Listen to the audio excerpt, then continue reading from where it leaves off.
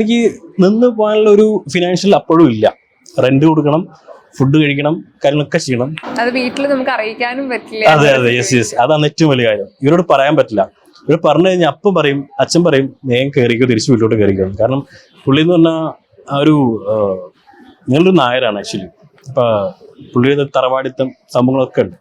അപ്പൊ എനിക്ക് വേണ്ട കാര്യങ്ങളോ എനിക്ക് ഭക്ഷണം കഴിക്കാനുള്ള കാര്യങ്ങൾ പുള്ളി മുൻകൂട്ടി ഉണ്ടാക്കി വെച്ചിട്ടുണ്ട്. പിന്നെ ഞാൻ എന്തിനു കിടന്ന് ഈ ബുദ്ധിമുട്ടെന്നുള്ള പുള്ളി ചോദിക്കും. അപ്പൊ ചെറുപ്പത്തിലുള്ള ഒരു കാര്യമാണ്, എനിക്ക് എന്ത് വേണമെന്നുണ്ടെങ്കിൽ ഞാൻ സ്വന്തം കഷ്ടപ്പെട്ട് ചെയ്ത് കൊണ്ടുവരുന്നുള്ള വാശിയുണ്ടെന്ന് പുള്ളിക്കും അറിയാം. പിന്നെ കുറെ ഞാൻ പറഞ്ഞ പോലെ ഹൈഡ് ചെയ്തു. പിന്നെ ഒരു ടൈമിൽ ടോട്ടലി ഡള്ളായി.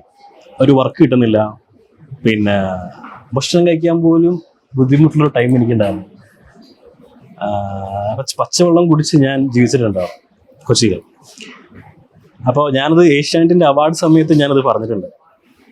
കാരണം അന്ന് എനിക്ക് ഭയങ്കരമായിട്ട് ഫീലായിട്ട് എനിക്ക് ടോട്ടലി ആ ഒരു ബെസ്റ്റ് ആക്ടർ അവാർഡ് കിട്ടിയ സമയത്ത് എനിക്ക് ആദ്യം തോന്നിയതാ.